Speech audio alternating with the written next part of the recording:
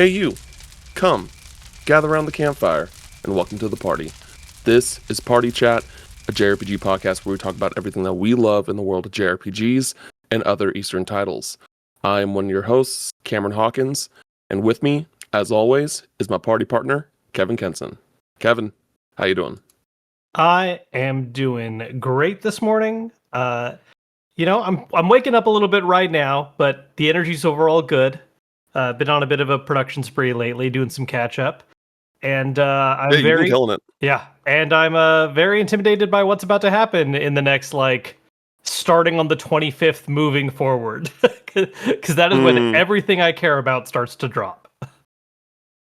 Well, the 19th, because Trails. Yeah, but that's how we're not getting into it for what we've been playing this week, but how's the Trails? Going? I am not finishing it before the game drops. I will finish it before the end of the month. I'm making it a point that I'm going to finish this game, but it's not happening before Trails drops. So I'm not making a deal with you because I am guilty of it. It's on me. But what I will say is that I will make sure I wrap up Expedition 33 as you are approaching the end of First Chapter Remake. Got it, yeah. Which, I mean, that's going to be a bit of a minute, because I got to finish the original. And really, I say end of month, but what I really mean is the 25th, because then the Hades 2 comes out. Well, Hades 2, but honestly, I'm kind of cool waiting on that one a little bit, because I've already put a lot of time into early access. So it's I have that demon mostly out of me. There's going to be more stuff to do, but I can wait. The real problem is Silent Hill F on the 25th, Final Fantasy Tactics on the 30th, Ghost of Yotei on the 2nd, and then I think October's calm for a little bit, and then when you get to the 20s again, it's a mess, because Ninja Gaiden 4 is dropping, Outer Worlds 2, Mina the Hollower. There was something else at the end of October. There's another Final Fantasy, Dragon Quest 1 and 2 is end of October. So it's just it's gonna be a lot of things for my taste profile very soon, very quickly.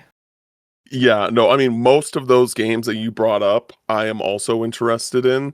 And then there's still some games that just came out that I'm excited for.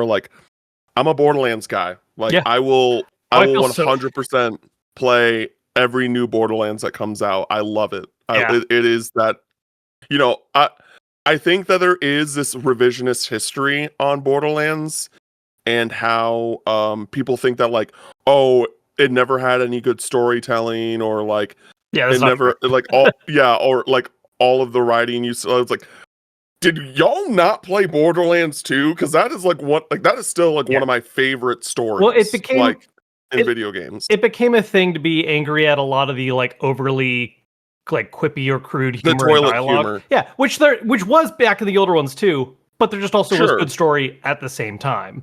There were enough not as strong releases back to back, because pre-sequel was okay, but it was basically just 2 again, but with not as good of writing. And then 3 was not particularly great writing wise, but it was fun, but it was weaker than 2. But 2 is excellent, and I think maybe that's part of it, is people kept comparing things to 2, and it was just when is it going to be this good again? When is it going to be this good again? I'm excited for 4 as well. I actually feel bad because I do have a couple friends that are actively jumping in and playing it right now. And I'm man, I'd love to do co-op with y'all. They're not even using the character I want to use, so we would slot in so perfectly. And Yep. Nope. Yep. No, yeah, so in general, we're not doing what we've been playing this week because Kevin has nothing to update on his end, and everything that I'm playing is embargoed. So, it's kind of hard to talk about some stuff.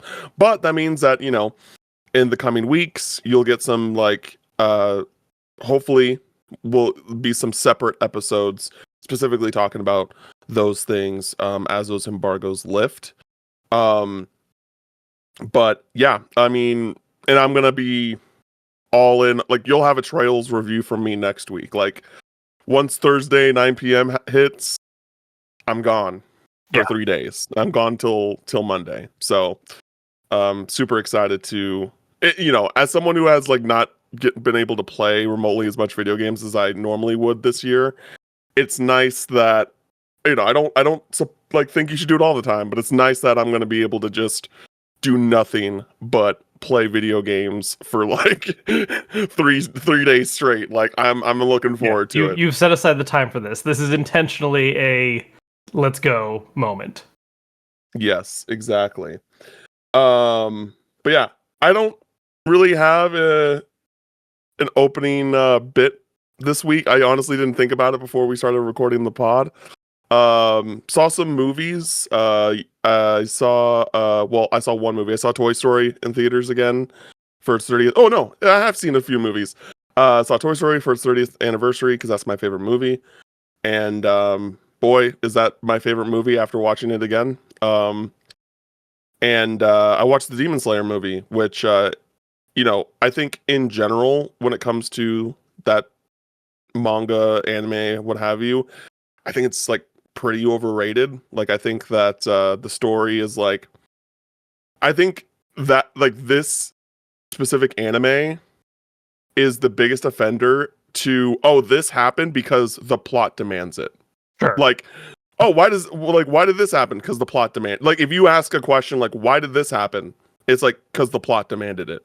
Yeah. And so like, you know, and I really hate that they're doing this whole 3 movie like across 6 years bullshit, like to finish off this final arc when it's like, in the grand scheme of things, this is like a season of television. Yeah. Or like a normal season of anime that you're just spreading across 6 years. And like, sure, the animation looks better, like the quality, you know, the budget's going to be higher because of that.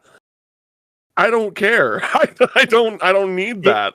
It is weird too for something that, because it's continuing like where the anime dropped off, right? Like these aren't like side story OVAs. Like this is continuation. No. That is weird. I think I watched the first season of Demon Slayer. I forget. I think I was enjoying it, but I was just sort of like, I in general am just burnt out on shonen. Like it's very tough. You talked to me about that. Yeah. Yeah. So I remember watching the first season, and it was pretty. Like I think the animation's great, and there were, you know, the all the special effects they do for like the sword skills and such. Yeah. But yeah, that's wild to just be like, yeah, we're gonna stop doing shows and just here's some movie adaptations. Because I get that when it's like, here's one movie to end it all or whatever, right? It's like, hey, like we're doing the final big thing in like a movie. We'll also probably just post that cut up as episodes down the line or something. And even that is pretty frowned upon. Yeah, no, I'm not a huge fan of that either. But like a lot of times it's a final effort of like, hey, we're not actually getting the ability to do whole this many episodes, so we're just gonna like fast track an ending here in movie form. Yeah. But with that in mind, the movie was really good. It was really good. I enjoyed it. It is paced very weird because it is obviously like 5 or 6 episodes of Demon Slayer just edited into a movie. And so like things that would probably have flown better if it was like 6 episodes of television, you know, it would have come across a lot better that way than in a movie, but still very good. And I just hate that they're doing this movie bullshit to just kind of, it's from a business standpoint, it makes a lot of sense. But just in general, I do not like it. Yeah. Are they just making more on like direct movie sales than they would be from like whatever share they get from regular episode streaming, or like what's like, I'm actually curious, like what is the benefit, do you think, to like taking this approach? Well, when the Mugen Train movie came out, which honestly the Mugen Train movie made a lot of sense to me, kind of, where like that is a pretty short arc compared to any of the other arcs in the series outside of like maybe the Hashira training arc, which not a lot happens. Like there's not like really any major fights or anything. So they decided to put it into a movie, and the movie did numbers. Yeah. Like it did absolute numbers. Well, this one did and too, now right? Like I was seeing it like, outperformed a bunch of like other like more general audience movies at the same time. It has broken the 27, 25 year long record of Pokemon the first movie. Yeah. Of having the highest box office weekend in the US. Okay, so it's a little lucrative then. Yeah. And like just in general, Demon Slayer has been super popular. Because I remember when Demon Slayer first came out, that was when My Hero was like at the top, you know what I mean? And like it felt, and at that time, it did not feel like that Demon Slayer was going to get to that level. Yeah. But two things happened. One, Demon Slayer got more popular, and then My Hero's, quality very much fluctuated. Yeah, the weaker seasons happened, and like it's Yeah. So now Demon Slayer is like it's just so incredibly popular. Again, like for in my opinion, middle of the road like story, and I think people just show up for the action and the animation. It's like I'm not saying that there aren't some. Yeah, and there's sort of like some characters with good backstories that like like I forgot the guy's name, but the Fire Hashira from the Mugen Train movie, he was really beloved after that. And then one of the upper demons from this movie is getting a lot of love after learning like his backstory in this movie. Like it is what it is. I don't know. I think when I watched that first season, I thought that there was like, oh, this show has a lot of potential to be like the next like really long running shonen. Uh-huh. And then I found out like, oh yeah, the anime or the manga's already done. Like this is probably gonna be like 4 or 5 seasons, and I'm like, oh, okay. And then as the seasons went by, I'm like, oh, they're just fast forwarding through so much stuff. Like they're just like, oh yeah, this character can do this now, and it's just like, okay, I feel like that there needs to be a lot of growth and training for that to happen. It's like, no, you just can do it now. It's like because the plot demands it. And it's like, okay, sure. I mean it's tough to balance pacing like that, and that does sound like a faster pace for the kind of plot arcs that shonens tend to have. Yeah, it'll be interesting because I feel like all the really major ones have now either finished up or had that kind of arc of like massive hype and then died off a little bit. Like JJK moving forward, the new seasons for that are going to be rough. Just knowing where it goes in the manga. So it's like hearing the fall off that JJK has, which again another anime that like I think is good. I'm not like crazy about it. And just hearing that fall off is wild. Like I think the only like major ongoing anime right now, like shonen anime, I wouldn't even say it's a shonen. It is, but it's like not really.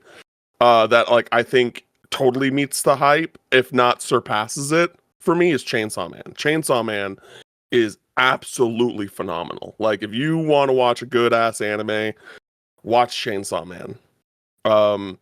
I'm also really into Blue Lock, and I know that like a lot of people shout on like season 2's animation. Personally, didn't bother me. I fucking love Blue Lock, and that's another anime I highly recommend people watch. But yeah, so enough about anime. We're going to talk about other Japanese media. But first, we're going to get into some housekeeping. If you've been enjoying the show and would like to give us some support, please go to your YouTube or podcast platform of choice and give us a 5-star review. Subscribe to our YouTube channel, youtube.com/@partychatjrpgpod. If you want to throw a couple of bucks our way, we do have a Patreon where we have a few tiers, giving out a few rewards like access to our exclusive Discord, getting the episode a day early. We have our monthly Q&A, which we have that going up this week, as well as our Campfire Catalog podcast, which we're going to be releasing an episode on Lunar 1 and 2 later this month. And then we also have Legend of Dragoon, which slowly trekking through, everybody, but we're going to get it done before the end of the year. We're going to get it done before the end of the year for realsies. And then lastly, go to youtube.com/Kevin Kenson hit the subscribe button over there as we try to get him to 1 million subscribers before the end of 2025. Pretty late news week this week. Not a whole lot going on, considering that we have Tokyo Game Show in about a week or so. So that's probably like why things are so quiet. But the first thing that's worth mentioning is that there's a PlayStation State of Play rumored for next week. Nate the Hate, who is a pretty notorious like person now in the gaming space that gets these inside info on like presentations and announcements and stuff, shared on via like a reply to someone on Twitter that there is supposed to be a State of Play sometime next week. Kevin, what are your thoughts? Like, is there anything that you're hoping to potentially see here? What do you think our expectations should be? Things like that. State of plays are always rough because I feel like first off, as far as whether or not I believe in the rumors, Nate's pretty consistent. He's not 100%. No leaker is. There's always going to be plans that change. Sometimes at the last second. Sometimes you get outdated info, whatever. But Nate is one of the people. Like I've lightly followed along with Nate as far back as like 2018, 2019. I forget. Like earlier days of Switch, and he's been pretty consistently on point. So I would put stock in this. At least as being something that was planned at some point, and if not next week, is in the nearish future. It just makes sense timing-wise, too. We'd have a State of Play sometime sooner than later. As far as, like, a showcase itself, I think the timing is a little interesting because, like, Ghost of Yotei is right around the corner. I mean, I think it's open knowledge that there are people reviewing it. I think I saw a few people post, like, oh, here's, like, the title screen, and they can't show anything past that. So yeah, I don't... That's a... Oh, sorry. I was just going to say that's just like a thing that PlayStation does now. Yeah. With their... Yeah. Which I will say, it seems like they gave people like a good opening. Like it was like a 3-week or 4 plenty week of time. Yeah. But anyway, so I find it interesting doing one right now when that game is right around the corner. I would hope that they wouldn't spend any particular amount of time on it because like I think we've seen enough by this point. Like, I think that's just one of those games where it's like, okay, like, we just need to release now. Like, it's gone gold. We've already seen a lot of, like, highlights before. You know, maybe there's one quick reminder, but, like, please don't spend a lot of time on that. Because I think we already know. Or at least we've seen enough, you know? Yeah. I think a big hanging question right now is, like, what the rest of PlayStation schedule in general is. Like, the headache with State of Plays, right, is sometimes you get a lot of the ones where it's basically entirely third party, and a lot of those third party games, especially nowadays, are all multi-platform. Pretty much everything outside of the, what do they call it, the China Hero project, all the Chinese devs they're helping like produce and such.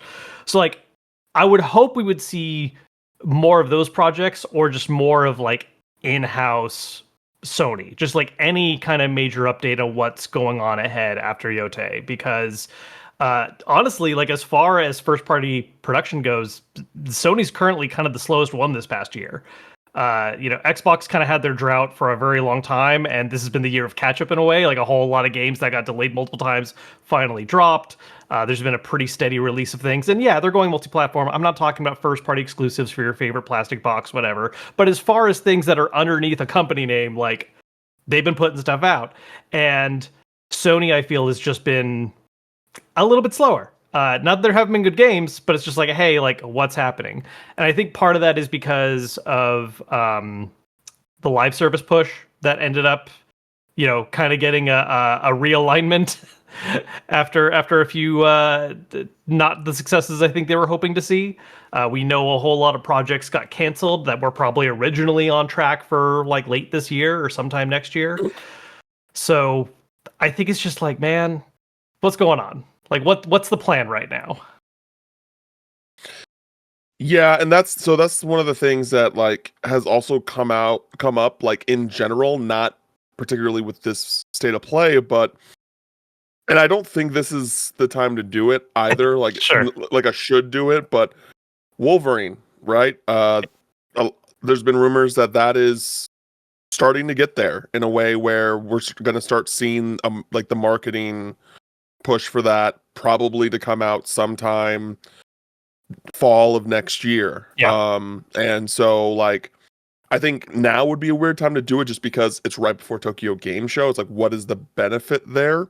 Right. But also, when is the right time? Just based off how Sony does their things, right? Like there hasn't been a PlayStation, like a Sony PlayStation presentation in a long time, which I believe is when they announced Wolverine. Yeah, they did a state of play so instead the last like summer window. It was like it was a beefier state of play, but it was still branded a state of play. yeah, and so I'm curious as to when they're going to do that. Like maybe the Game Awards, like the Game Awards would make a lot of sense where we would see that.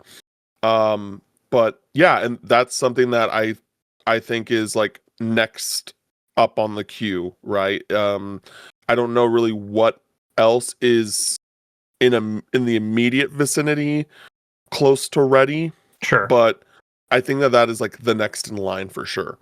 Um, and one thing I want to mention that I'm curious about potentially seeing Deca Police, because we know that we haven't seen that game in years at this point. Yeah. I believe it was announced 2023 during a direct, I believe. I think even older, baby. And I'm not. It's definitely like not older than 2022. Yeah, no, 22 is the oldest to go. Yeah. Okay. I think it was announced at a direct, but like, I know that like Nintendo has good ties with Level 5, of course, with Professor Layton, but doesn't mean that Deca Police has to be like that too. And I'm curious if like maybe we'll see Deca Police at the State of Play, because I was actually one of the things in hindsight that I was surprised we didn't see at the direct was Professor Layton. Yeah. And so knowing that we didn't get Professor Layton, I still think both those games are going to come out next year, but I'm still just curious as to like what that looks like, because again, we haven't seen anything of Professor Layton, and we haven't seen anything of Deca Police since it was, well, okay, that's not true. There was a demo that was shown at Tokyo Game Show last year, like, but there was but like unless you recorded it, I don't think they like publicly released anything. Yes. Which is weird to me. Yeah. What's wild too is that like that was like, as I understand it, I don't know if there was like an official order for this, but that was basically like a best in show title for a lot of people. Like multiple people that were at Tokyo Game Show was like, oh, this was the best demo I played, like by far. And I believe it. Like, yep, who knows what's going on with it. Quick correction, they didn't make a big deal out of it. I don't know why. There is actually some pretty extensive gameplay trailer footage for Professor Layton. It like wasn't at anything. Like that's the thing, right? Because I have that reaction too. For a while, I was like, yeah, we haven't seen anything of this. And then one day when I was like looking up trailers to like put in a video, I was like, wait, hold on, where did this like extensive gameplay trailer come from? Like, where did they put this up? I don't know if it was put up during because that's actually my thing too, is that I lean towards Level 5 not showing up at the State of Play only because I think they're going to be at Tokyo Game Show. Like, I think Tokyo Game Show is where they're going to be giving any kind of like major updates. But you don't think the State of Play is part setup for Tokyo Game Show?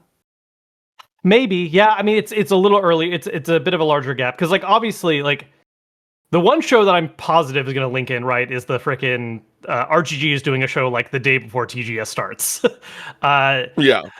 With Sony, like it could be. I actually almost see it more like. I almost feel like State of Play is a good outlet for things that are not as like Japanese coded. With TGS right around the corner, like I almost see Sony getting other announcements and reveals like going on that side. But I could be entirely off base here. You got a good point. Like TGS is only a week away afterwards, so like maybe this is like that. I just feel like that. I just feel like that with Xbox, they're doing their showcase for TGS, and like I think the State of Play is like basically PlayStation's version of that. Mm-hmm. They're just not using it under the Tokyo Game Show right. Moniker. Which they've historically done, right? Like they tend to do showcases or State of Plays like a week or two before insert other big yearly event here. Yeah, so I think that that's very much a thing that's going to happen. And then like I wouldn't be surprised if we see some more details on whatever RGG is announcing at the Xbox showcase, because they have a good relationship with Sega, and the state of play would be too early to show anything. So yeah, I'm curious, and I know that we actually didn't talk about that on the pod, about the RGG presentation. Yeah. What are your theories? What are you thinking we're gonna get? Because I know that we talked about it a little bit in person at PAX. Yeah. So actually, because I wanted to bring that up, because not only is the RG thing, but I think this was news that dropped while we were at PAX, and we ended up not covering it as part of like that episode.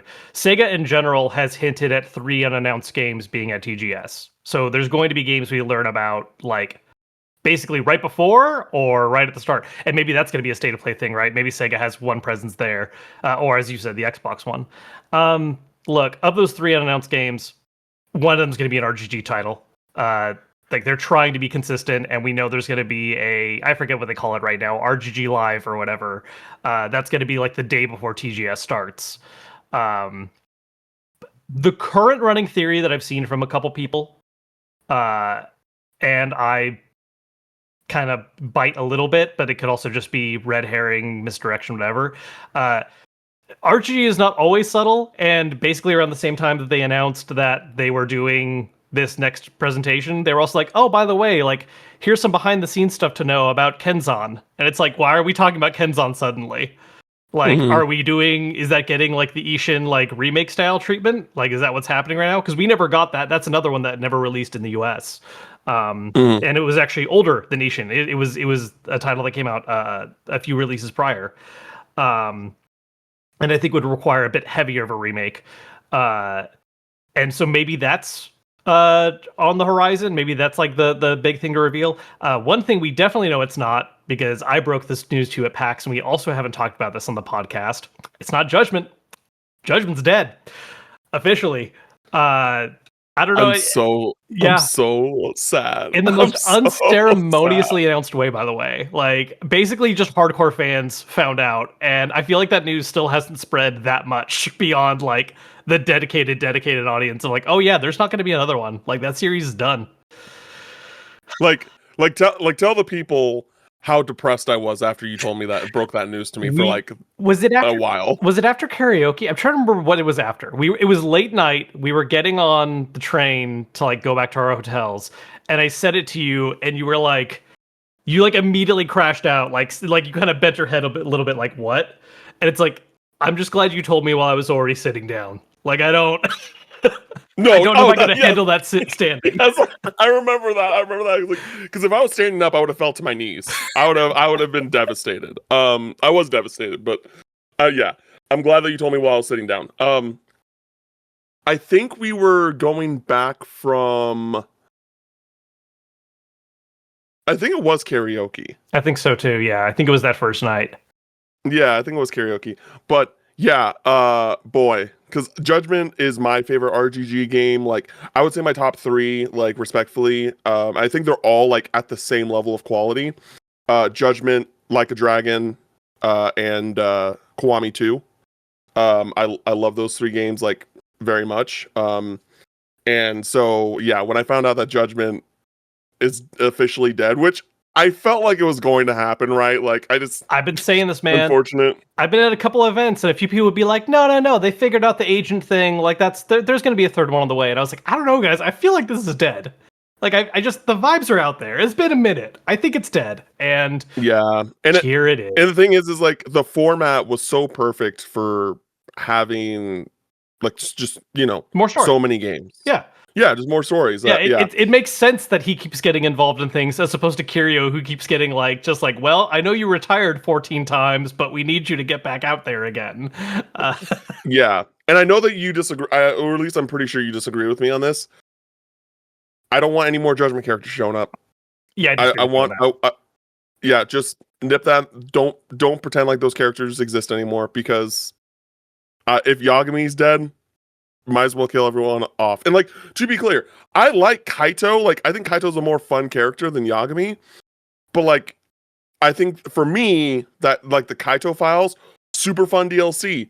It very much, like, made me realize, like, oh, this series cannot exist alone without Yagami. Like they don't have like Kaito is not that Majima comparison where you can like be like, oh, here's a Kaito game. It's like, okay, but what am I doing with Kaito? Like, you know what I mean? I mean, he's just Kiryu too with a juicier ass. Like that's all Kaito is. I don't think that's true at all. They make jokes about it in game. They're like, hey, there's this guy looks like a gorilla, and hey, this guy, yeah. That's all I mean. Yeah, he looks like Kiryu. His personality's not like Kiryu. Oh no, not at all. No. Okay, that's what I was getting at. Like half his moveset is just like Kaito Files is just, hey, did you want Kiryu's moveset in a Judgment game? Here you go. Yeah. Like he literally learns the Tiger Drop and everything. Like they give him Kiryu's moveset with like a couple alterations. But like it's not going to be Judgment because that's just gone, sadly. Yeah, I think that's because I think the other thing that's worth discussing is Kiwami 3, which I do think Kiwami 3 is probably my least favorite Yakuza game. But it also desperately needs a remake more than any other game at this point. Yeah, I mean, I come from the standpoint of honestly, like writing wise, 3 is one of my favorites in a lot of ways. It's just everything supporting that is terrible. Especially now that like Kiwami 1 and 2, well, not especially now, those games have been out for quite a while now, but you know what I mean? Like the drop off that it comes from playing remakes and then going to 3, which is now like the oldest one release wise, you feel that drop off. And like 4 feels old, but I think a lot of stuff was updated in that game at its time that like I think 4 catches up pretty well. I thought 4 played really well. Like when I played 4. 4 aged considerably better. I liked, this might be a hot take, but I enjoyed playing 4 just like from a minute-to-minute gameplay standpoint more than I did 5. Yeah. Personally. I can see that a little bit. But yeah, I think that the thing for me with 3 is that like 2 ended in a way where I was just like, man, I'm really excited for the future of the series. I can't wait to see where the story goes. And then 3 just like throws all of that out the window. Yeah. It is whiplash. It's whiplash. If you don't know like how the switch from 2 to 3 happens, you're just like, what the fuck is going on? Yeah. And like an ongoing problem with RPG games is that they do love to hitting the reset button like repeatedly, and I think 2 to 3 is the harshest version of that because like it's fucked up. Because later ones will kind of just like they're just like things moved on. Like we're just not going to talk about things from the last game, or they're going to be talked about very briefly, and like maybe they shape the current situation, but we're just moving forward. 3 literally starts with, hey, we're going to start at the end of 2 and just immediately cut all that plot development off. Like we're just going to show how all that abruptly ends like 20 minutes after 2 ended, and it's very funny, honestly. Like Kiryu has a love interest. It's like, oh yeah, that love interest, she's in America now. What? I was shipping them so hard, Kevin.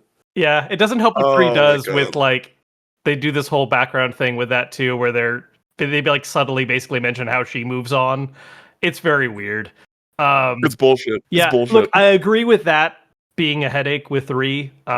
But 3 was also the first one where I honestly really cared about Kiryu. Like Dad Kiryu is definitely the energy I enjoy more, and I feel like you just got a lot more personality in that game that like wasn't really that present in 0, 1, and 2.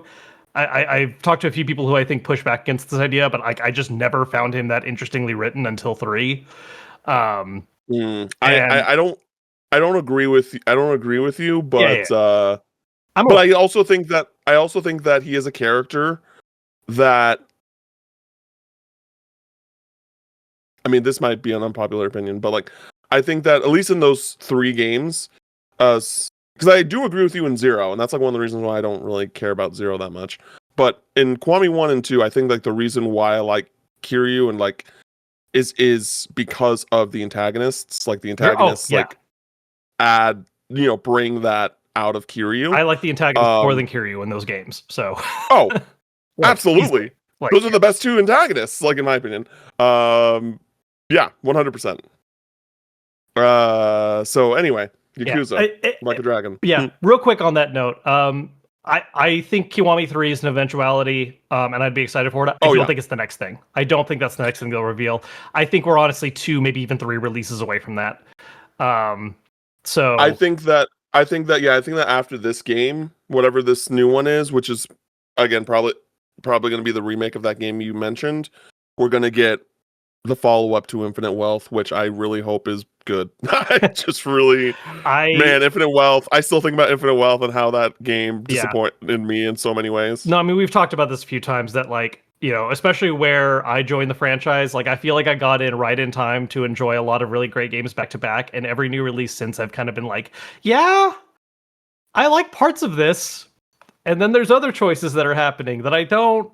And, like, look, I have my issues with a lot of Yakuza storytelling. It's not as if the series was pristine and perfect until, like, the leadership change. But there's just some general choices moving ahead where I'm like, I don't know, y'all. It doesn't help that Like a Dragon, I think, was such a very strong particular, like, kind of near the end point. And then moving ahead from there and seeing some of the changes in writing is just like, okay. Yeah, that's true. That's true. Yeah. Absolutely. We've definitely talked that to death, but we'll see what they do next. To also clarify real quick for anyone that hasn't like really heard of that game. So Kenzan is also like Ishin, where it's historical, but it's much further back in history. I don't know the dates off the top of my head. I want to say if Ishin is somewhere in the 1700s, I think Kenzan is like the 1400s. Technology's older. You don't have guns. It's an older period historically, but it does the same thing where you have a lot of familiar faces recast as historical people or fictional characters in that time period. And I'm sure if they're doing a remake of it, just like with Ishin, they're probably going to replace and update some faces and even add some new ones, because it's just like, yeah, there are characters that we put in here because they were like in 3 or 4, but there's a whole lot of characters people like more now that were introduced in Like a Dragon or Judgment or whatever, and so we're gonna put their face here now, because that's what they did with Ishin when they remade it. They updated a ton of faces. Yes. That was another, dude. Like the reset in after 4, like what about those guys? Those guys are cool. Anyway, next story, Rida Remastered has gotten a pretty significant update, and I kind of want to like read everything that came along with it. Along with the update was a message from producer/director Kazuyuki Yamai, where he said, "To our valued players, this update not only addresses bug fixes, but also incorporates various improvements aimed at enhancing the gameplay experience and overall comfort of Rida Remastered: The Mystery of the Soulless Army. Additionally, we have adjusted the game's balance in certain boss battles.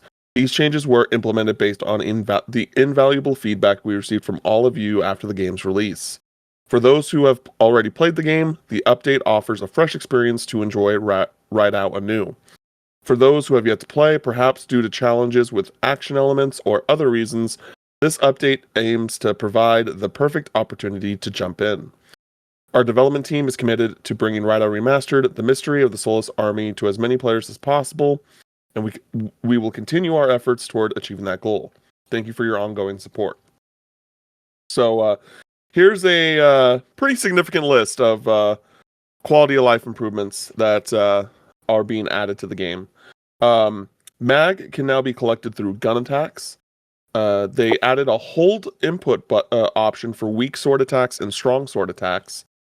Button/key assigned to safeguarding demon allies is now remappable.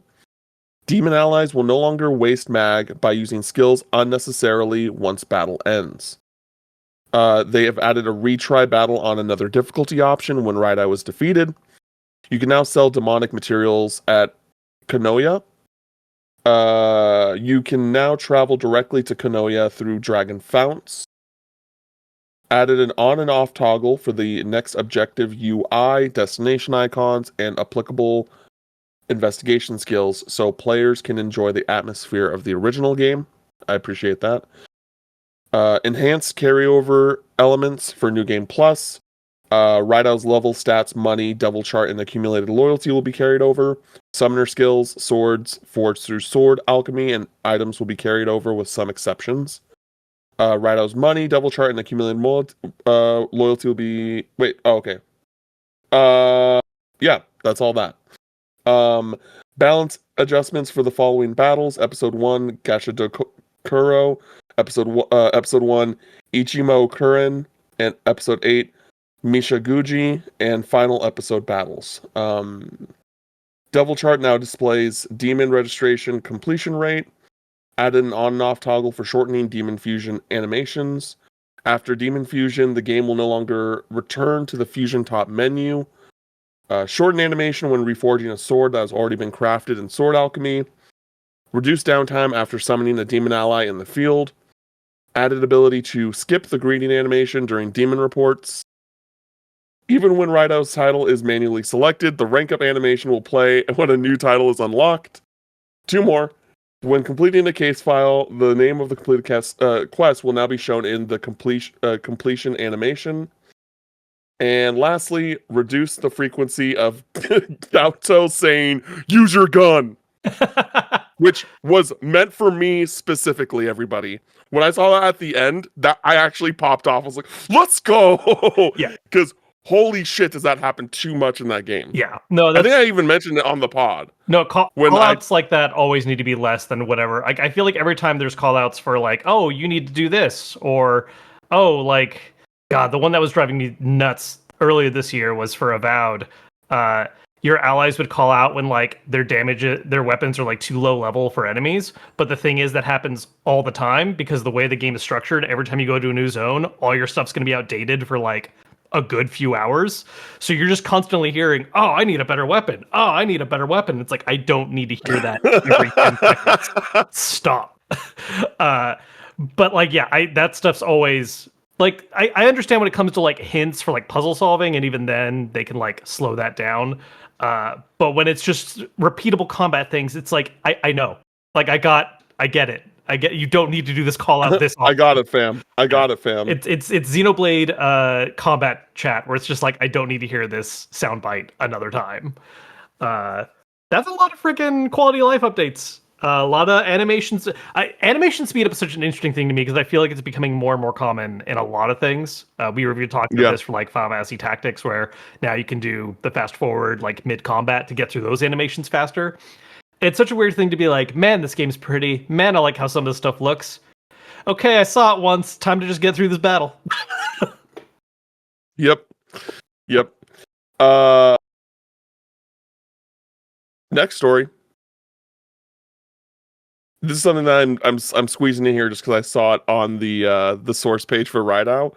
NIS is holding a little presentation on September 19th at 4 a.m. Pacific time. So there'll probably be some updates on Disgaea 7, Starbites, and maybe a few new announcements. So if that interests you, check that out. Next story. Alabaster. Oh, no, sorry. We'll do this one next. Alabaster Dawn, the new JRPG from Crosscode developer, is getting a demo on Steam September 18th. I was actually thinking about the Crosscode team. I think we actually talked about them in person. Like, well, they haven't announced something in a while, and that came out like a long time ago. Well, because they announced this game 2 years ago, year and a half. See, I don't even remember the announcement. So I was just like, oh man, when did they flew under radar a little bit for sure? Because I think it was like a trailer drop, but it was like a very short trailer, and I don't think it was a part of anything. Like, I don't think it was at a direct. I think they just like released a trailer into the wild, and if you knew, you knew, kind of thing. Which is interesting, just because like that everyone that I know that's played that game says it's incredible. Yeah. It's been on my like indie backlog for a while. I thought about putting that on our next brain just Campfire catalog. Yeah, I thought about putting that on our next Campfire catalog, but I ended up not doing that. Just because I wanted like some more traditional-ish JRPGs, because it is a JRPG inspired game, but like more of the top-down action variant. But similarly to Alabaster Dawn, it's like a bit of top-down action RPG type vibes, but there's a demo coming out, and it looks dope. I'm really excited to check it out. And yeah, I want to get to Crosscode really bad. That is a game that's just like been on my mind for a while, and I think another like intimidating part of it is just that I think it's a pretty long game. I think it's like a 50+ hour game. Yeah. And so that's intimidating. And I don't know why, because like I feel like with indie games, I get more intimidated than like at an long indie game versus like a long AAA game, if that makes sense. Yeah, I think part of that too might be that in nowadays, at least, most of the time with big AAA games like that, it's a new entry in a series you're already like invested in. So you're like, yeah, like give me more of that stuff I already like. Like I'm already like you're already into Trails. You know you're gonna play the next Trails game even if it were 200 hours. Like you're invested. Even when something is as lauded as Crosscode is, it's just harder because you don't know. Like you just don't know yet. You know, you haven't started it. It's a new thing. Like it might be just for your brain, and once you're 10 hours in, the rest of the 40 would fly by like nothing. But you just don't have that same level of buy-in right off the bat, right? Because you know you like Trails or whatever other franchise. That's totally fair. I totally agree with that. I think that and the other thing for me is that when I start a game, I really don't want to stop playing it. Like if I stop playing it, it's either because another game came out and it just like took my attention, which I don't particularly like. And it's like, well, Cameron, don't start another game. It's like that's tough sometimes, you know. But in the instances where I do stop for a reason outside of that, it's probably just because like I don't see myself finishing it, or I don't see myself wanting to prioritize it at that point, because that's another thing, right? It's like, oh, this is a game that like I do want to finish, but like I'm just not in the mood for this type of game, right? But then you get back to it and you're just like, oh, what's happening in the story? Like, what's this? What's that? Which is kind of one of the cons of the JRPG genre. Yep. How many times have you had to restart a JRPG from the start because you're just like, man, I don't know if I remember what I'm doing in the story. I don't remember how I'm building characters certain ways. I'm just going to start fresh. I've absolutely done that too many times. Yeah. Suikoden is getting a new live presentation on September 26th at 8 p.m. Pacific time. Kevin, you're the Suikoden guy. Yeah, I mean, this is, similar to what we were talking about with Sega and the State of Play earlier. This is tied into TGS. Like, very obviously, like, they are openly saying, like, hey, as part of, TGS, like, here's, like, our presentation stuff we're going to reveal. It's pretty wild how I think this is the third presentation, and I can't remember, was the first one right before 1 and 2 HD dropped, or, like, right after? I can't remember. Something around there. They were very close, yeah. It's wild to me that they've done this many dedicated presentations on Suikoden this back to back, and like this one makes sense because again it's TGS. I'm very curious what I feel like the info dump from the other ones was relatively minimal, and like the biggest thing each time really has just been like updates on what the mobile game's looking like. And I'm sure that'll end up being a focus here too. Like I think part of this is definitely them wanting the mobile game to like work out. And which is such a thing I'm conflicted on, right? Because like, I don't have a ton of faith in like gacha games being good up front. Not to say that there aren't good gacha games, but it's just there's a whole lot of easy cash-ins that don't work out, especially when adapting like a pre-existing IP. I think there's a reason why most of the big successful ones have been original IPs and not just like, hey, do you want to collect your favorite characters from across X franchise? But at the same time, I want Suikoden to be relevant. I feel like they're hinging part of like, how much they invest in this franchise based on how much this game like helps bring in. Because I think 1 and 2 like, kind of brought in some interest. But I feel like Konami's probably not going to go all in on this franchise unless like they really see some income happen from this title. Because I think especially business wise, Konami is pretty cutthroat with like, we need to see returns on this. I mean, that was part of why they kind of bounced out of the game industry for a little while. And even with coming back, like a lot of it is hedging bets a little bit with investing IPs into third-party companies to make things for them. And like, they're not taking as much of the loss and the investment on some of these, which has been working out for some of them. Silent Hill 2 Remake was great. I'm hoping Silent Hill F is good. It's looking good, at least to me. But yeah, so I feel like Suikoden is one of those things where it has its dedicated fan base, but they're trying to solidify like how much fan base is actually out there and what is worth like reinvesting into the series, really. Yeah, I get the mentality of Konami not making a big push on Suikoden if this mobile game doesn't do numbers monetarily. But also one thing, some things worth noting is that back in May, Konami did comment saying that the commercial performance was extremely strong for Suikoden 1 and 2. And just going to like another Konami IP, Silent Hill 2 remake, sold over 2 million copies as of January. I don't know. I understand reservations with Konami. It's Konami. I totally get that. I don't think. I guess I'm just like not as like cautious about the potential for more Suikoden stuff moving forward, based off that information. And like extremely strong could mean anything. Like we haven't gotten like a number, right? Saying like, oh, it's sold 1 million copies, or oh, it's sold like, and that could totally be. That could also totally be just marketing speech, right? Where it's just like, yeah, extremely strong. You should buy this thing. Like, but I think part of my go ahead. I think part of where I come from as well is just the idea of like investing in like new, right? Because like 1 and 2 are adaptations, the remakes. The anime they're doing is an adaptation. And the gacha game is its own whole thing where, they are doing an original story, but it is also pulling from the older games because they want to do the whole like, get your cameos from fan favorite characters and build up your party with, big deal. You get to see your favorite character again, whatever.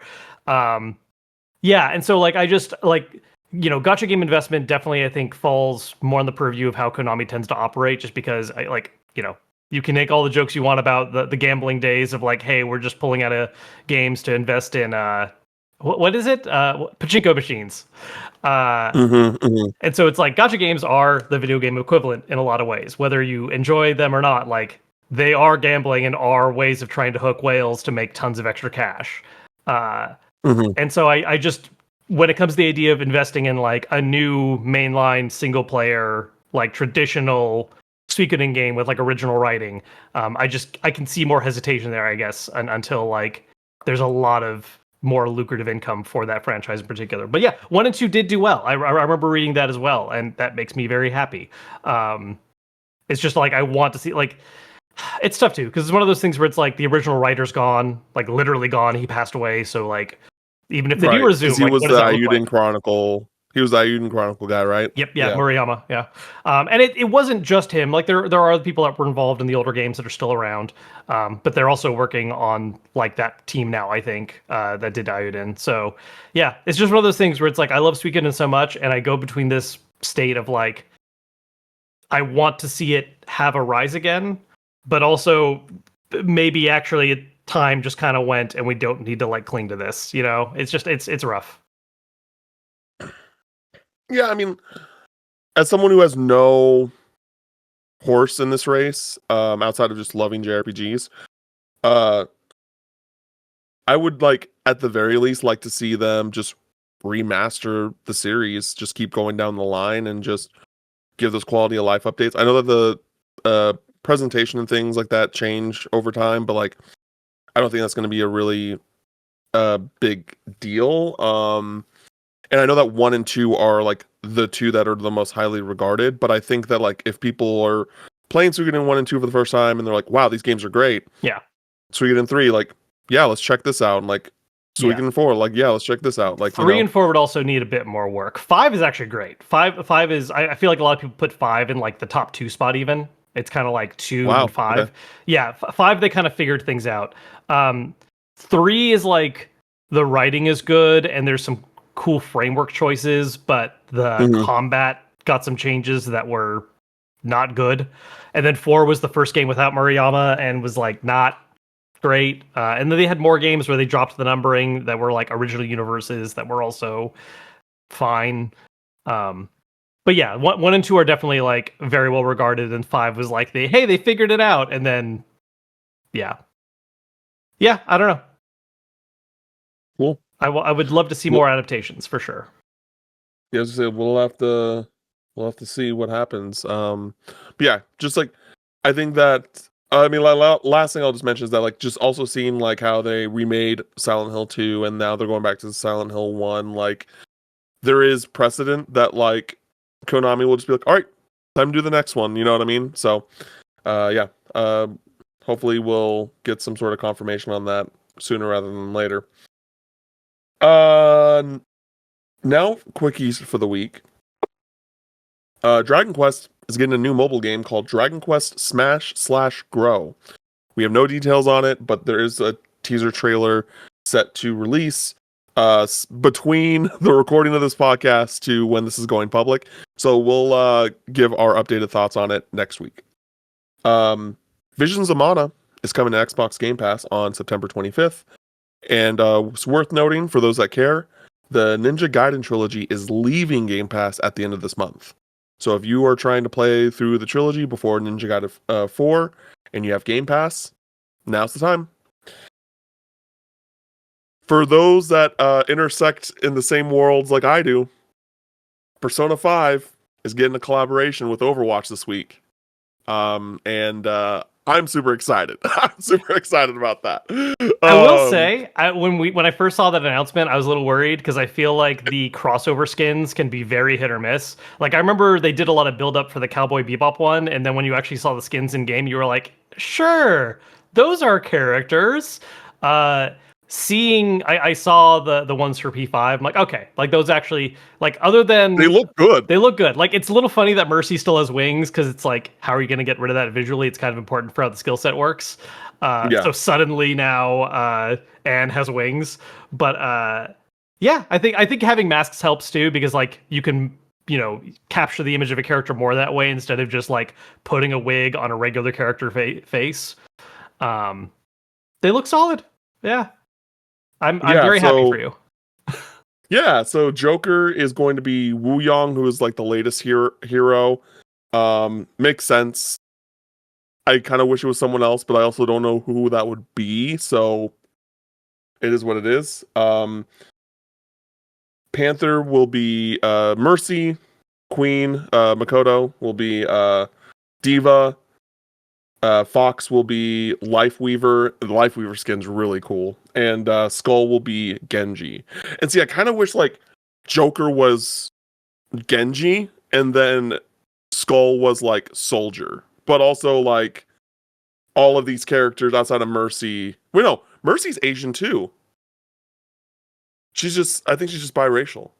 Maybe. I mean, they primarily. I just know that whenever they do like nationality stuff, they associate her with Switzerland, but I don't know the character background enough on that.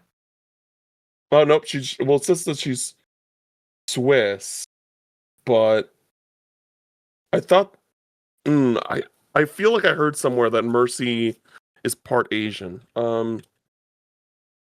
I don't know. Yeah. Anyway, yeah, we'll see. Anyway, but I think actually, no, I don't think she is because I think that's been a recurring thing that Mercy keeps getting Asian themed skins, and a lot of people are like, why Mercy? Yeah, not like the actual Asian characters. I think that might be what you're that's the positive version of what keeps happening historically, I think, with her skins. Yeah, that is interesting because there are still like other Asian characters, like female characters. Like there's Mei, like could have made Mei. Yeah, I feel like Mei kind of like doesn't really get support the way that like Diva and Mercy or do. Kiriko, like Kiriko. Yeah. That's actually wild. Now that I'm thinking about it, that's crazy. Okay. Anyway. Yeah. So the skins come out. Will be out by the time this podcast drops. I don't know what the price is going to be, but you're looking at dropping like $40 to $50 if you want everything. Yeah, are they like all buy for? Like none of them are a. You can buy them separately. You can buy them separately.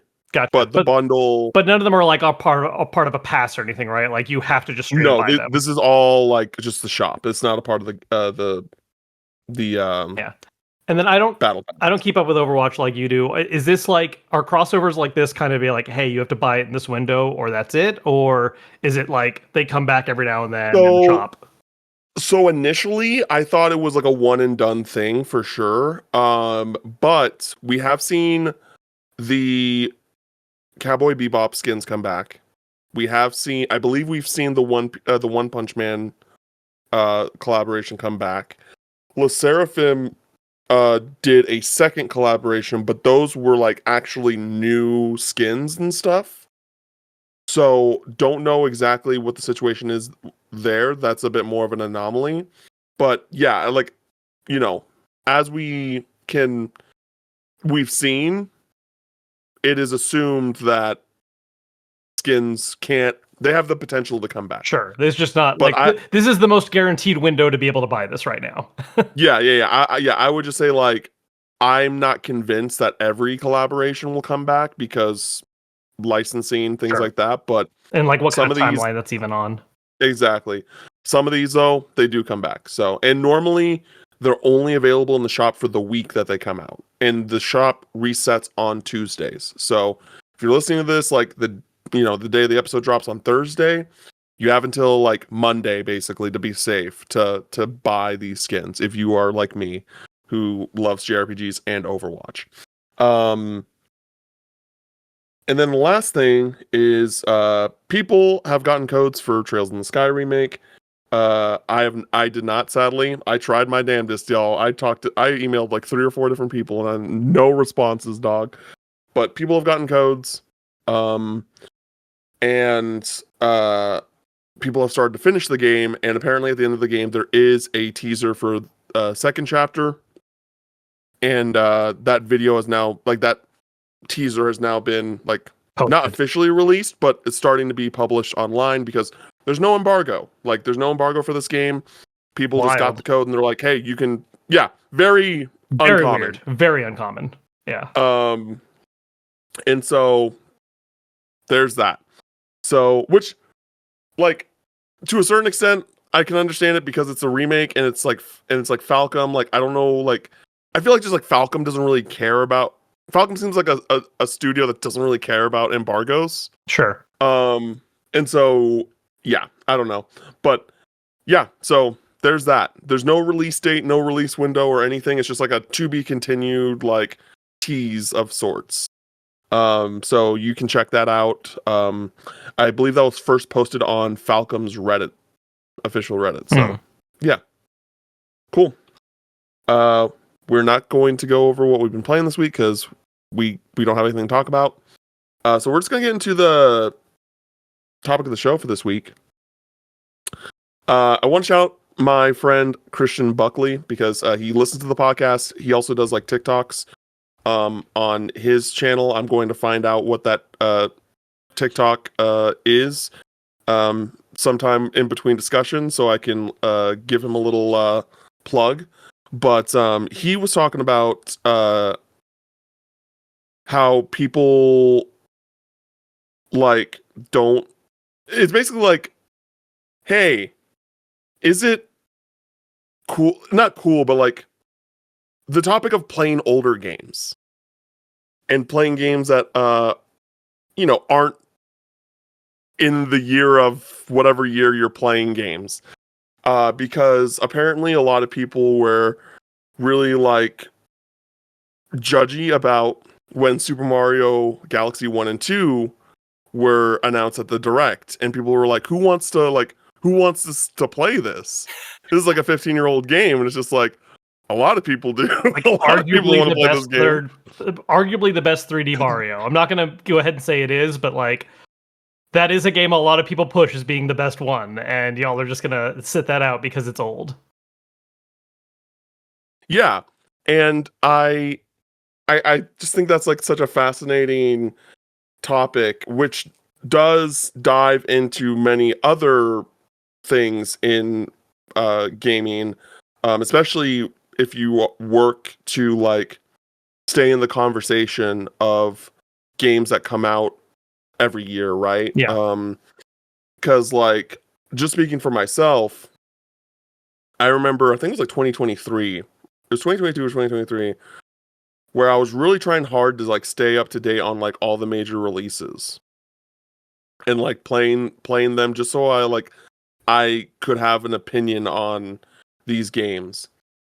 And then like, you know, near the halfway point, probably 3/4 point, I was just like, this is terrible. Like, this is horrible. Like, I hate this, because in the sense of like, I'm not playing games that I know that I could be enjoying. Sure.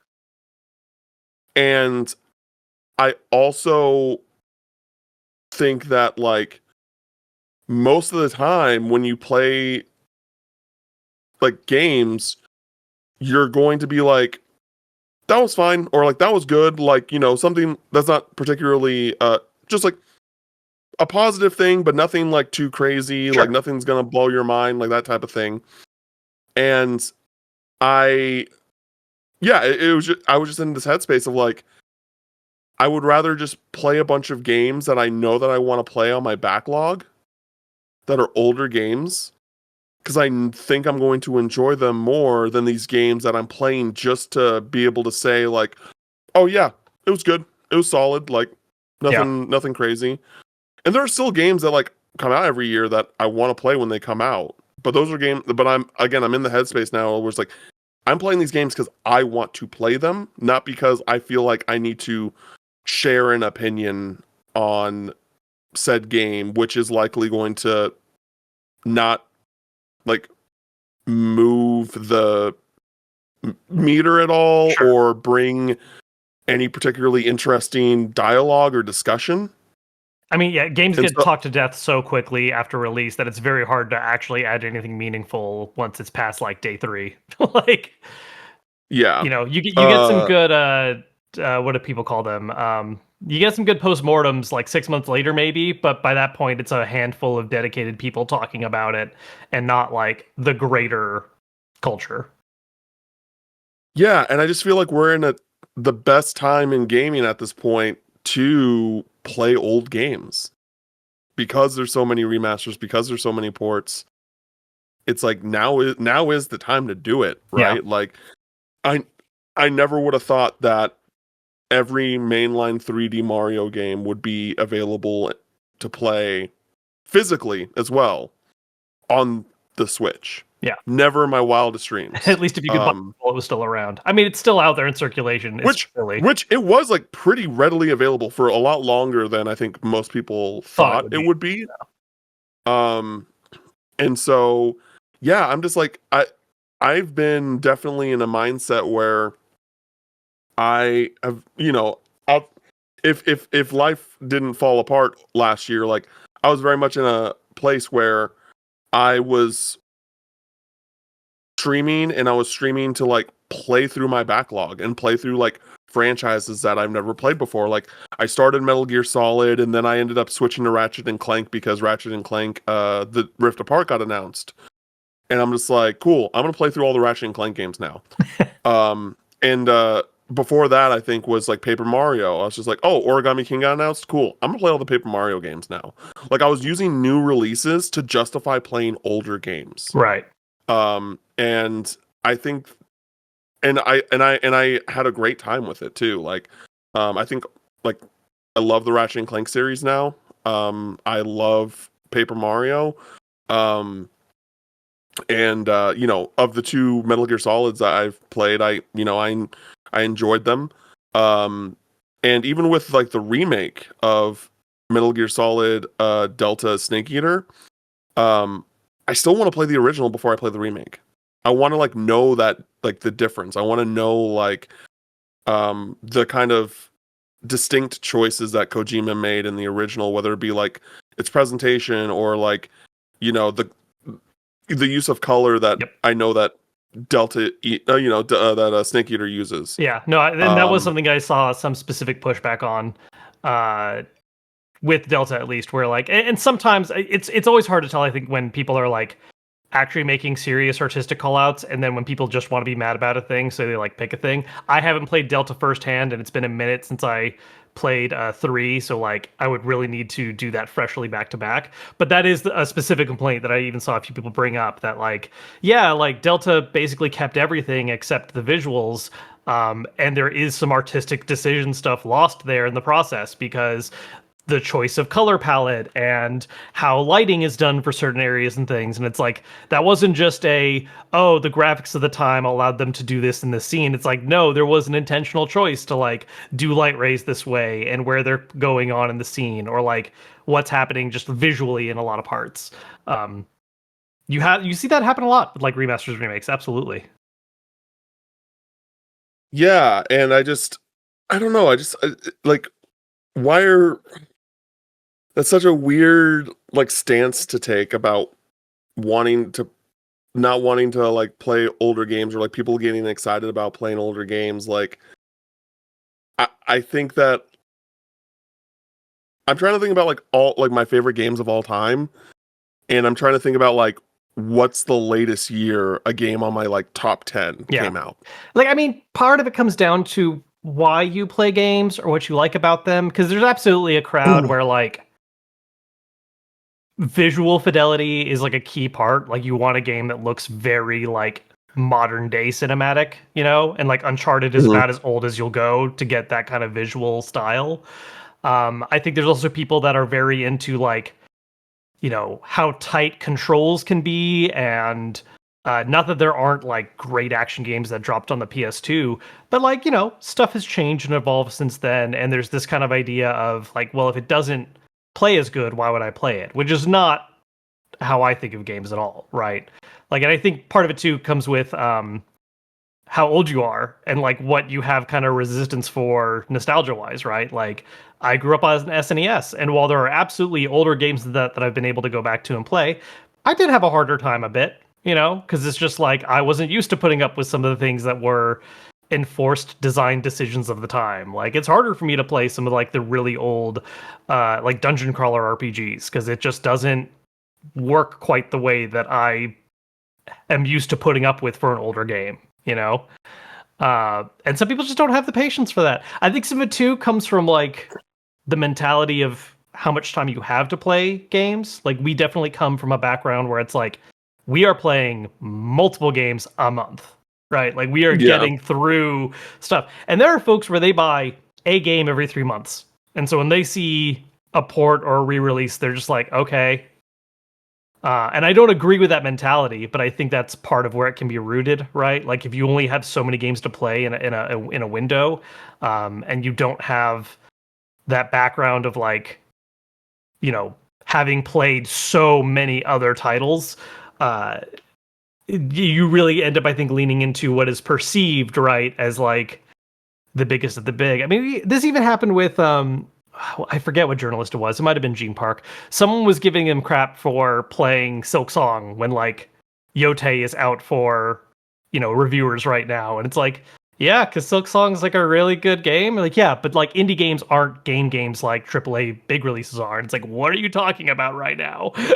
Yeah. You know, like, it's very easy, I think, to encounter this sentiment online where there are people that like the palette is small, and some of that is circumstantial with like how much they're able to play in a year. But it also turns into just this weird idea of like, what is a game worth your time? And I think the older game thing runs into that issue very often for some people.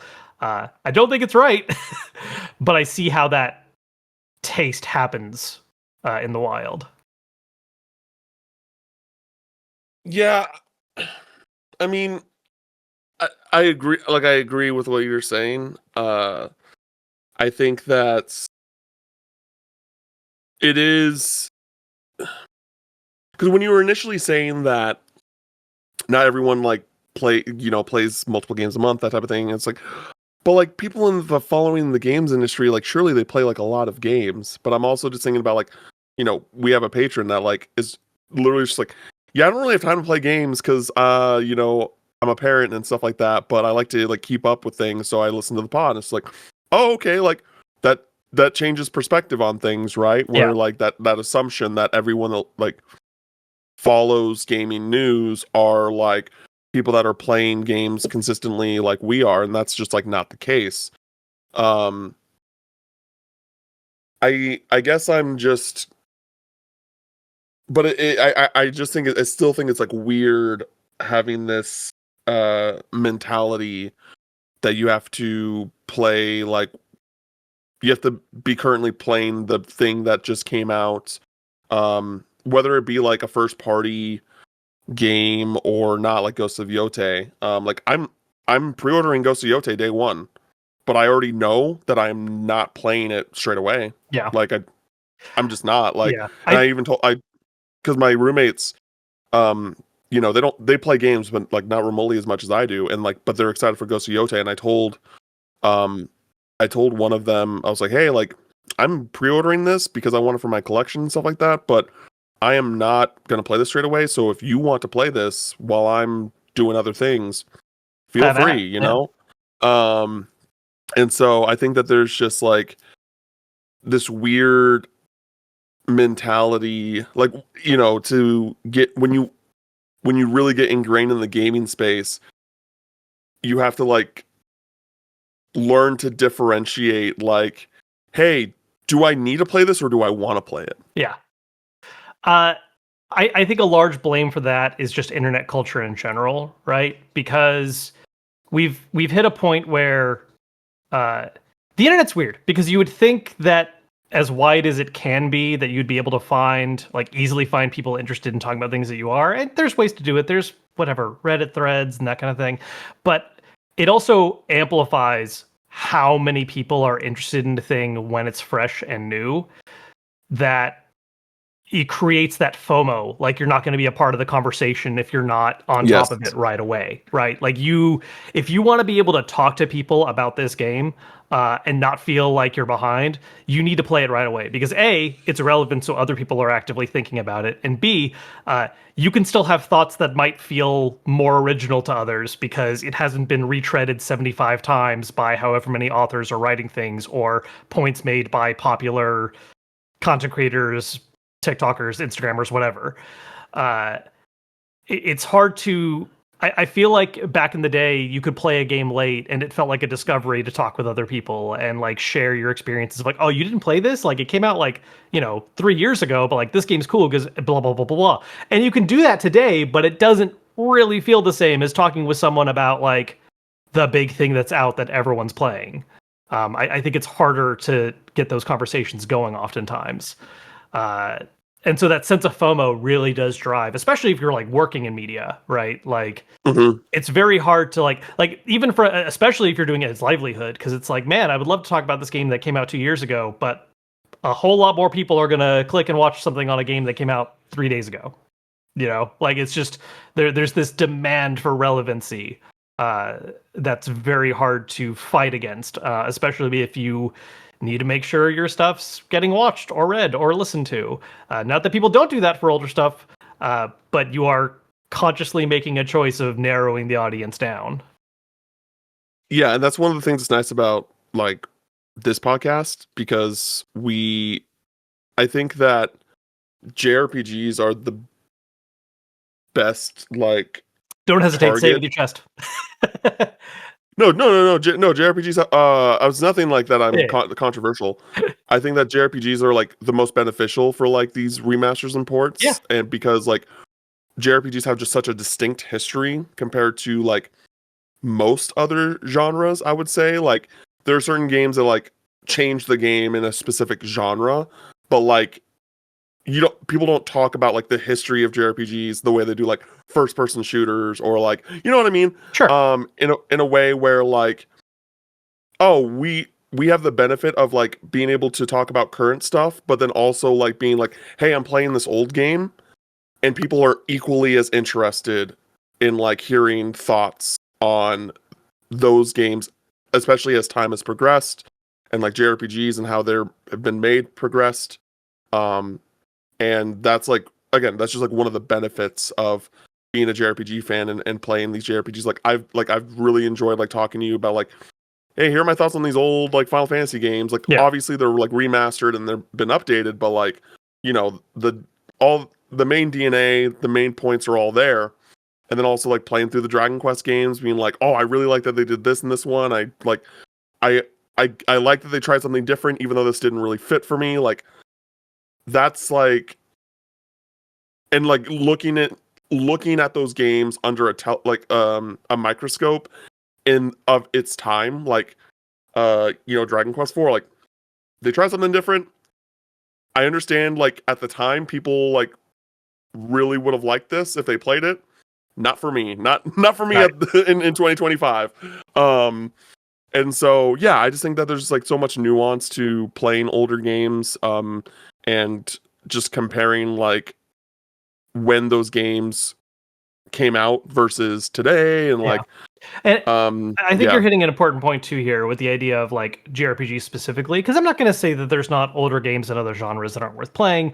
Absolutely, there are, and there are some that done it. But generally speaking, JRPG is absolutely a genre where there is, I think, greater interest in like bringing old stuff back and having ways to play them, and even bringing stuff back with minimal changes. Right? Like I think when you look at some other genres being remade, even though I would be down for it, you're not seeing people ask for Resident Evil to like remake a game again and use tank controls, like, right? Like they want to see it redone in a more modern lens with like an over-the-shoulder perspective.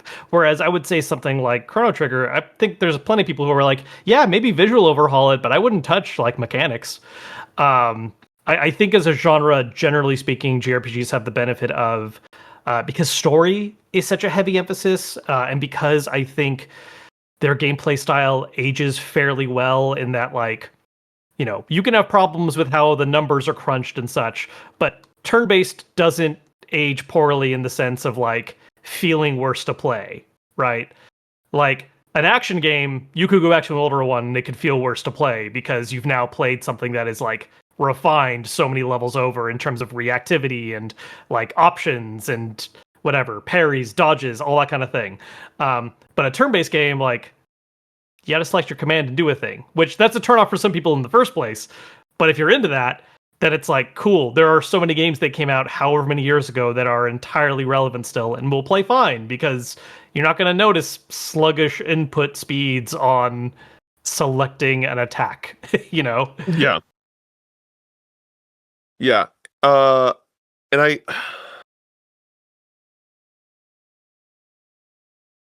I just think that there's this, I don't know.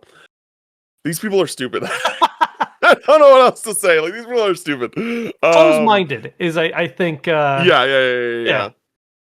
Which is stupid, but yeah, I mean, like, because I don't mind people like playing what they want to play, right? Like most gamers just like play the new sports game and play the new Call of Duty, and like that's totally in GTA, and like that's totally valid. It's the dismissiveness that makes it frustrating, right? Like it's one thing to be like, I don't like that. And it's like, cool. You like what you like. I'm like, I don't have, but the dismissiveness of like, why would anyone, like, it goes back to when everyone got angry at frickin' the PlayStation head, previous one. I can't remember his name right now. I deleted him from my memory as soon as he retired because I didn't want to think about him anymore. Oh, Shawn Layden? No, Shawn Layden's great. After Shawn Layden. Jim Ryan? Yeah, where he was just like, "Oh, why would anyone play like an old game? This looks terrible." And why would like that stuck out to a lot of people because it's like it's not just a matter of I don't like thing. It's the offhandedness of it where it's just like, oh, why would anyone care? And if you are someone that cares, that's where you get like, well, I do. What the hell? Like, what are you talking about right now? And so same with Galaxy, right? If someone's like, oh, why would anyone want to play these old 15-year-old Mario games? And then anyone who played Galaxy back on the Wii is like, I absolutely fucking do. Like, what are you talking about? Yeah. Like, this is like, do you not know what this is? Because the game's good. Because the game's good. Like, I think that they're like, listen, I understand that there is a demographic of people that want to play the games that are like breaking the barrier and from a technical standpoint, and like want these games to look super pretty and things like that, and like have the real, like that realism behind it. And I can appreciate that too. But if the game isn't good, I don't care. Like, you know what I mean? Like one great example of a game that, looks really pretty, that I didn't enjoy as a game like a whole lot was Uncharted 4. Like I think like Uncharted 4 I think goes on way too long, like way too long. Yeah. It's like I think it's over twice as long as most other Uncharted, like all the other Uncharted games. And it's like that's crazy. Well, like it doesn't need to be that long. And honestly, sorry, no, actually finish your point. Sorry. I feel like I've been and it just like makes some really weird design choices for me that I just didn't vibe with. I don't think it's particularly a bad, like I guess I wouldn't say it's like a bad game, but it's a game that I absolutely have like no want to return to anytime soon. And and that's like a game that was a game of the year contender that year. And it's like, cool. But it just, for me, I just didn't really vibe with it. Yeah. And like, I think that there's this like weird kind of expectation that like, oh, if this game is like technically impressive, then the whole game's got to be good. And it's like, nope, that doesn't work like that. You can even look at Senua's Saga this year. Like, that's maybe the best looking game ever made, almost. Probably is. Yeah, and a lot of people didn't super vibe with it. Yeah, I mean, it was a very, very cool long tech demo. It's a beautiful game. Like I did enjoy like seeing it, but it's definitely not. It did not impact me the way that something that plays well. And again, this comes back to what people are into. There are folks that are always into like, I just want the cutting edge, whatever kind of thing, because it's the most whatever immersive experience. Something I have been seeing a growing sentiment of, and obviously this doesn't extend to like the general audience, but I have been seeing a growing, especially amongst like younger gamers, a lot of people that, are like in their early 20s now or even late teens, with how priced out a lot of the like AAA space has become, especially because everything is just more expensive. Like there's a lot of people now that they associate AAA with like not actually good, because they're like, why am I going to spend $70? Like, yeah, it's shiny and pretty, but oftentimes they're just kind of like good as games.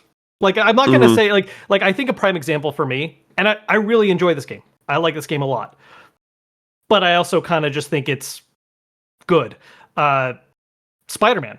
Like I think Spider-Man is a great example of like yeah, this is a very polished game. There's a lot of cool technical stuff going on. It feels like pretty good to play. The web slinging is great. Like there's a lot of stuff that, like, if I'm trying to be purely objective, which is never how these things work, it's like, yeah, there's a lot on paper here that's great.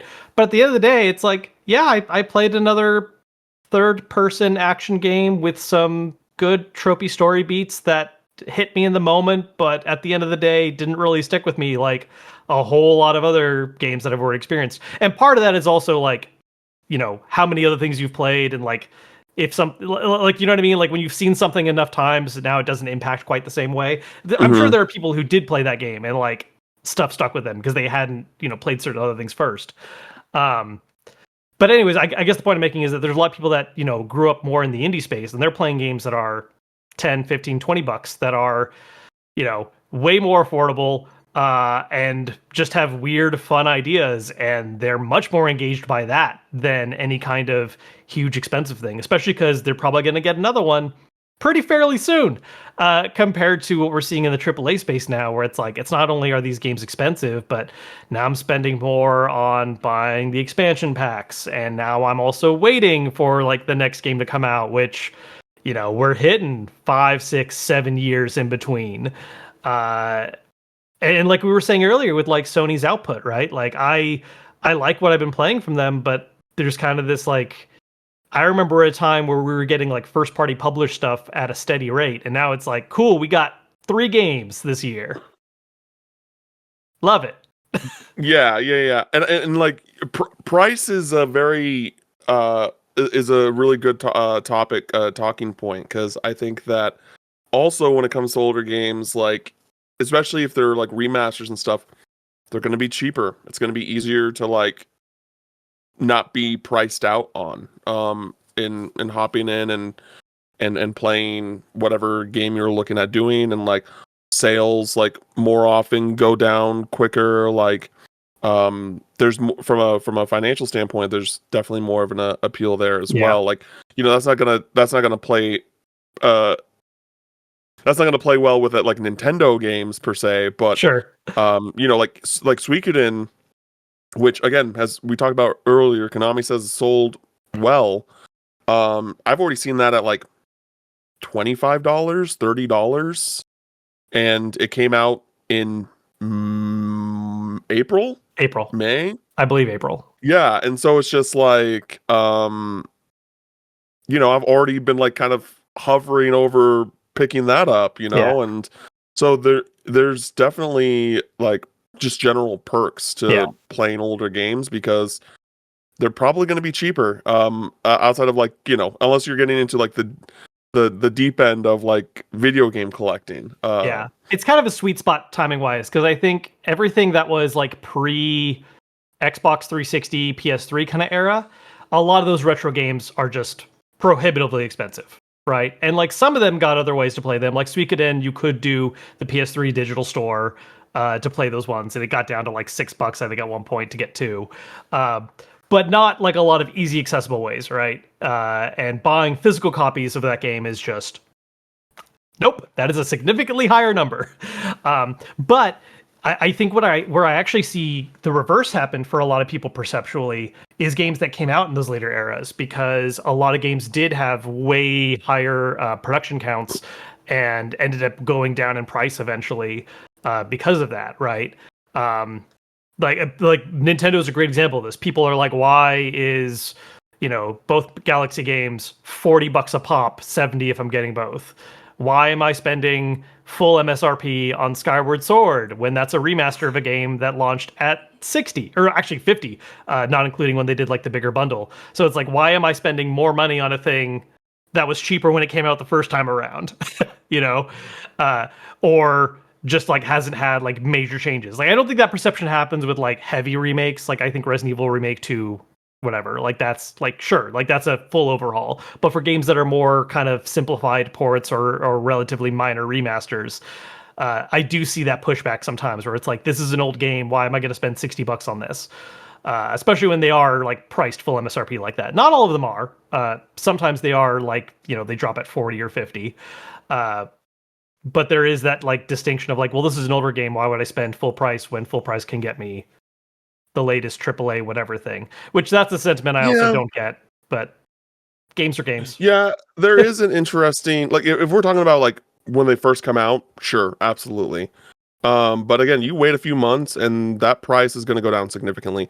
Like again, we're and ultimately we don't know like what decides the pricing, because like I don't remember if the SMT3 remaster or like the Persona remasters, like did those release at 60 or did those release at 40? I don't remember off the top of my head. Because the fact that like, right now, $50, right? Like that was a $50 release, and that is again probably the best example of a remaster, at least in the JRPG space, that I can think of, in the sense of like the amount of work that they put into it without it technically being a remake. Yeah. And it's $50. It's not 60, it's not 70. Like, they could have priced it more. Yeah. And so like I'm still curious as to like what was the decision behind that, Yeah, I think part of it is because they know there's a perception of older games like not being as received as well at full price, right? Like it's like, we're doing like people are expecting this to be a cheaper release, whether or not that actually is reflective of what the cost going in coming out is, because there absolutely are also those games that are like lower budget that still come out at full MSRP. I mean, it's kind of wild to think about which games drop at what prices sometimes, because there are absolutely games that cost way more to develop. And oftentimes it's because the company is pretty self-assured that like, oh, well, it's a legacy brand, we're a big name IP, it's going to do numbers, we're going to see it come back. But then you see some random indie game take off and, peak happens. Yeah, well, first off, SMT3 did sell initially for $50. Cool. And that's crazy considering like the difference in quality, right? Oh yeah. We've been using that. I've been using that as the spectrum of like worst to best, and it released for the same price. But yeah, I mean, I think that ultimately, like, play what you want, and this idea of not playing older games or playing like remastered ports of old games being bad is really weird. There's like literally the only negative thing that can come of that is that just the remaster isn't better than the original, which happens so rarely. Like Tales of Symphonia is like an example, and like SMT3 is kind of an example if you're not if the compressed audio is like that big of a factor for you. And then outside of that, like it varies. There's definitely sometimes you get in the weeds. There are definitely people that have bigger problems with certain design choices. I like all the pixel remasters for Final Fantasy outside of 2. I oftentimes see a lot of battles over yeah, sure, it's viable. sure. You can play it, but like if you really want the best version, you need to go to, GBA for 5 or SNES for 6, et cetera, et cetera. Sure. Because you even see that happen, like we were talking about earlier, MGS Delta. I'm sure there's a lot of people who are going to be like, oh, like the visual upgrade, and that's the only change. Like, yeah, of course, Delta is going to be the best way to play 3 moving forward. You're going to get those purists that are like, no, like they absolutely messed up the color here, or like this scene composition just isn't quite right. Like using this character model actually doesn't give you the right vibe, that like they didn't use the right facial expression for this scene or something. You know what I mean? Sure. So like that's always weird, and that's a whole what makes a good remake thing, which we've talked about. I think like I think this is like I mean, it does come into conversation with remakes, but I also think it's more so with like ports and remasters where this is more relative. Sure. Because like, I mean, I've said it before and I still feel this way, like having played the demo. I kind of wish that the combat system was fully turn-based in the Sky remake. Mm-hmm. Because that's what I prefer. Yeah. But like, I'm not going to tell people that, oh, you don't play the remake because of that. Right. It's not that deep.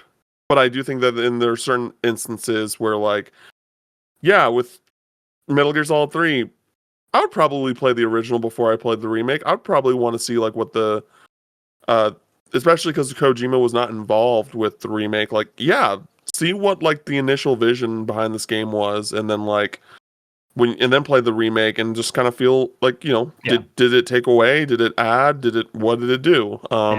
As I understand it, it's a pretty shot for shot remake. Like they did not like it is the same game, it just looks different, as I understand it. But and like to a certain extent, I think that there's an interesting conversation of just like if someone said, "Oh, why are you playing this old game?" and this old game is a game that like got remade. It was like, "Oh, do you play remakes then?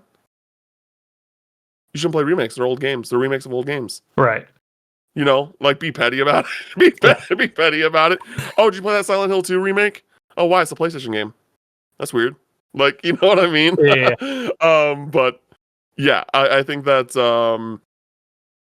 just ultimately like I kind of prefer playing older games than I do newer games. Like, man, I just like playing good games.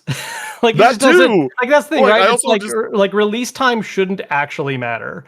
Like at the end of the day, like we can talk about like adjusting your expectations based on the age of a title or something, but in general, like I just want to play good stuff, and it doesn't matter to me if it came out 5 years ago or last week. We are always fighting that FOMO of staying current. But yeah, and I think ultimately for me, the reason why I like playing older games is because I feel like just older games, especially like AAA older games, were just more creative. I feel like that a lot of AAA games nowadays just play it really safe. Very safe. In how they design things, and like so the ones that do stand out are the ones that do take like risks, and some of those risks are like were not I don't want to say commonplace back in the day, but like they were a lot more frequent. Yeah, as budgets went up, a risk became more and more averse, right? Like I think there was an era where taking risks and doing something weird was like looked more well upon, because it's like, oh, we're gonna break through and do something. We've hit a point now where I think there's a segment of people in the industry that think what a good game is a solved problem. And so they're just like, yeah, like it needs to be this, it has to have these things, we're going to avoid doing this, don't try doing these like weird out of step things, like these are the note, like the bullet points you have to hit for it to be a good hit game. And they're not entirely wrong, like in terms of safe return, but it just kind of makes them good games and not truly groundbreaking or interesting. They're not the things that stick with us very often.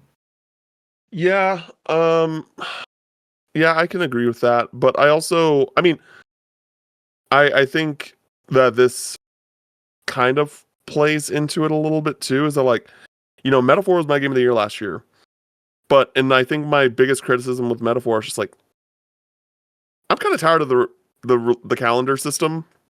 I kind of don't want that in like a non-Persona game again. Mm-hmm.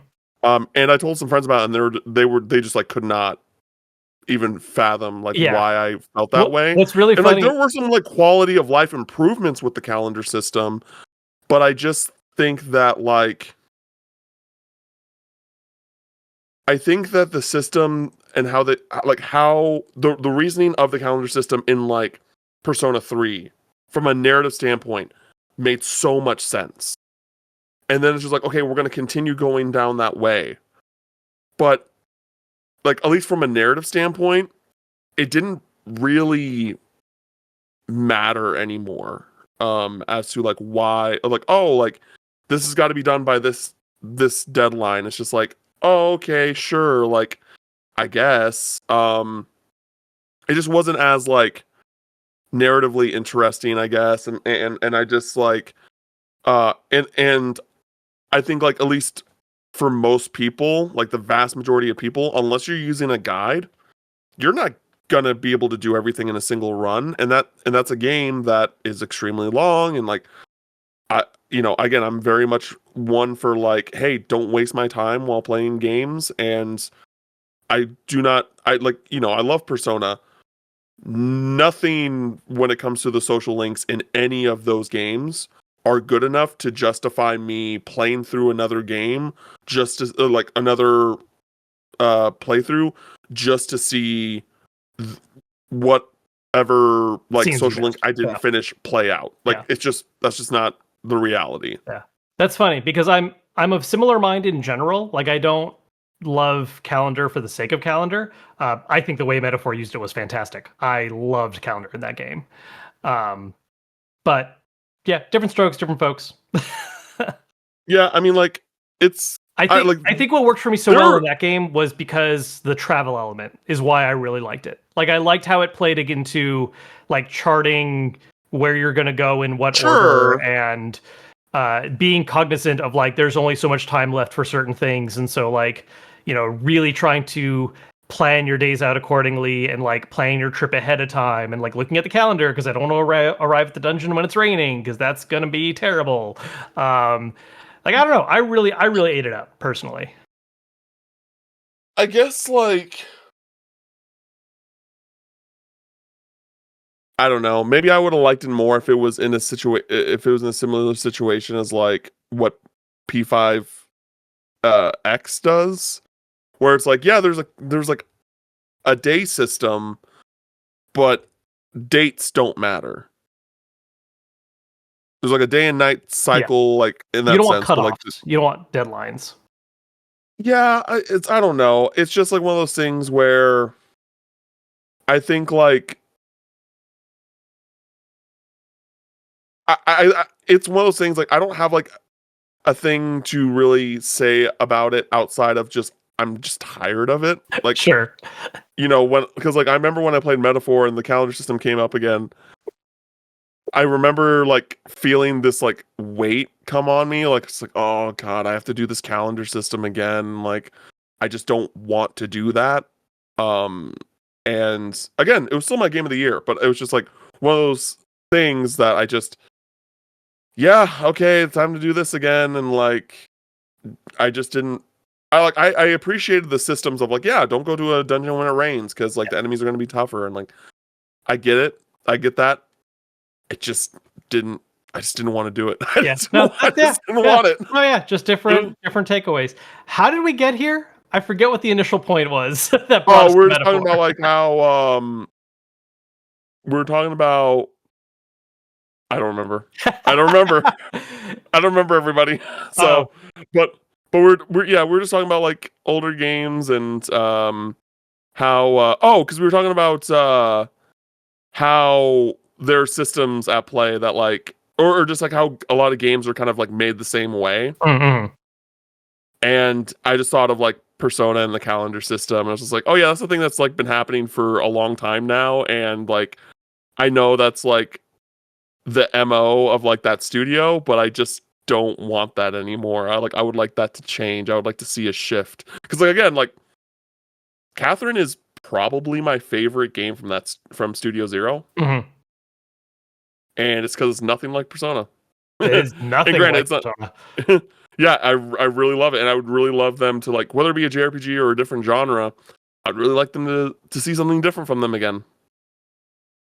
It's either Catherine or Persona 4 Golden. I'm not sure yet, but like it's one of those things. Like it depends on the day. But yeah. Catherine's definitely my favorite puzzle game ever made. I love Catherine. But yeah, so that actually is a great example of a game that got a remaster that the original is better. Yeah, I've heard that. I never got. I have it. I never got around to actually playing the remaster. Yeah, if you want to play Catherine, play the original Catherine first. I'm not telling you don't play Full Body at all. I think Full Body is worth playing, but after you played the original, because it's a lot more difficult, and I think the difficulty is a plus in that game. And yeah, to be clear, there's like some problematic shit in that game that yeah. But Full Body, like it's still good, like it's still interesting. I just think that the original, like the difficulty and the challenge of that game really adds to that experience. Kevin, is there anything else you wanted to say before we wrap things up? Just play good games, y'all. It doesn't matter when it came out. Just play good stuff. Agreed. Well, everybody, that is it for this week's episode. Thank you to everyone that listened. We will have a bit more stuff for you as we round out the month. Kevin, is there anything you have for the people before we dip out? For realsies. Just what I said last time. Okay. Listen, I just want to make sure that the topic is good, and then like, hey, is there any like last minute things that you want to say? We're good. Cool. We're good. We did it. Good. You can follow me on socials at CamFinalMix. You can follow Kevin at socials at Kevin Kenson. Thank you everybody for listening to this week's episode, and until next time, we'll catch you later. Later.